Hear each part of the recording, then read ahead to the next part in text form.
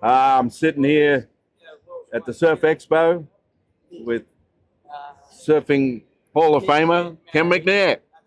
Thanks, PT. East Coast Surfing Hall of Fame. What did that mean to you when that happened? When you got inducted? When I got the email that from Bob that said send your information to the Hall of Fame now, I got tears in my eyes because I knew it was probably going to come down, and I had waited quite a while.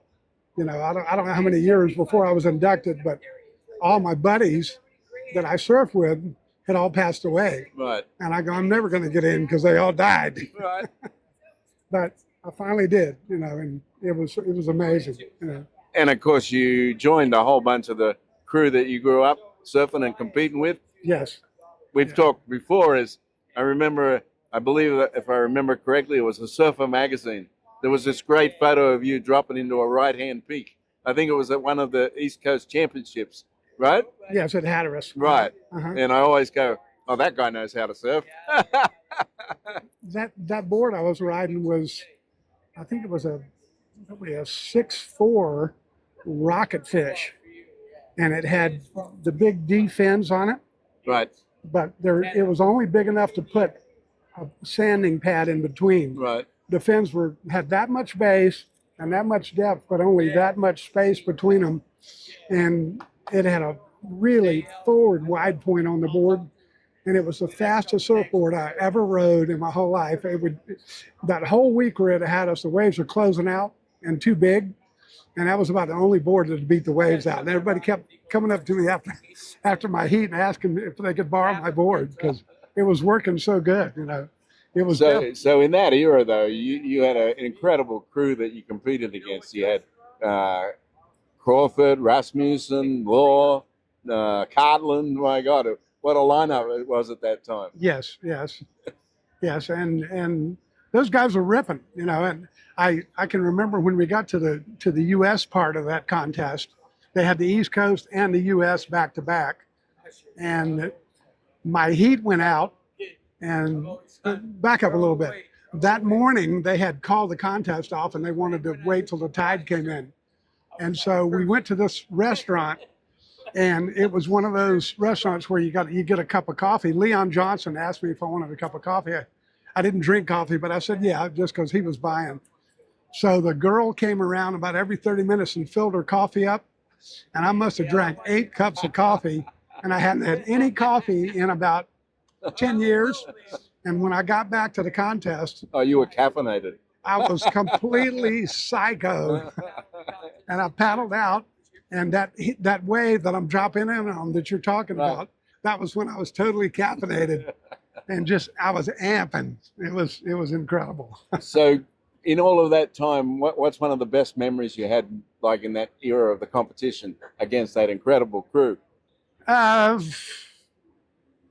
Believe it or not, I did this last year when you asked me this, was the Florida State Championships, and it was at the Main Street Pier in Daytona, and the waves were 6 to 8 feet, glassy all day long, and I woke up that morning to go to the contest, and somebody had stolen my board, and I didn't have a board. I drove to the contest with no board, and I was riding for the Hobie team at the time on one of the big giant deep V wedge boards where they had the triangle thing on the tail, and the board was horrible. I mean, it was the worst board.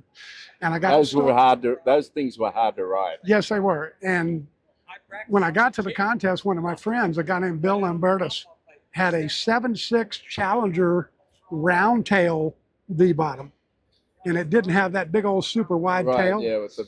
And I borrowed it for my heat, and I won my heat, and it rode 100 times better than my Hobie. I mean, like ridiculous better.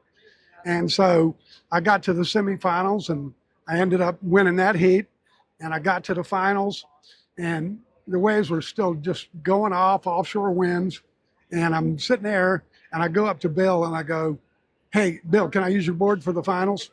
He goes, "Nah, I'm leaving." I go, "Bill, come on, man, let me use your board." "No, I'm leaving. I'll see you later." And he was just pulling my leg. And finally, with like 1 minute to go, he goes, "Yeah, you can use my board." And I was so stoked. I paddled out and got out there, and I remember a giant set came way out at the end of the pier, and I saw it coming, and I paddled all the way out there, and we were riding the middle break, and it was 6 feet in there, and this was way out by the end of the pier. I paddled out there, turned around, did a skeg first takeoff, dropped in on this big peak, spun the board around, dropped in, got into the inside turn, got in the barrel, came out of the tube, and there was a pole out in the water that said no surfing within 100 feet. And I almost hit that pole going about 100 freaking miles an hour and just missed it this much. And the whole beach cheered. And so I finally went in, and I ended up winning the contest, you know, because of that pretty one good wave. moment. Yeah, it was great. It was awesome. What year was that? That was 1968. Yeah. Won Florida State 68 and won the East Coast in 69 and won the Atlantic States in 69. And believe it or not, the frickin' at the East Coast Championships, Katri, we were riding for Surfjet at the time, and Katri had built about a 12-foot paddleboard with a super needle nose on it and a V in the nose, and about that thick, right at the fin in the back, so you paddled way back on the tail. Right. And we had the International Open paddle team relay, and it was me and Katri and Butch Van Arsdalen. Wow. And we ended up going out around the buoy, back in, then you switch and go to the next guy. And when we were touching the beach, the second place team hadn't even got their second guy in the water yet. That's how good that, you could take one stroke on that paddleboard and go like from here way over there to the booth over there. It would just glide. It would just go forever. It was insane.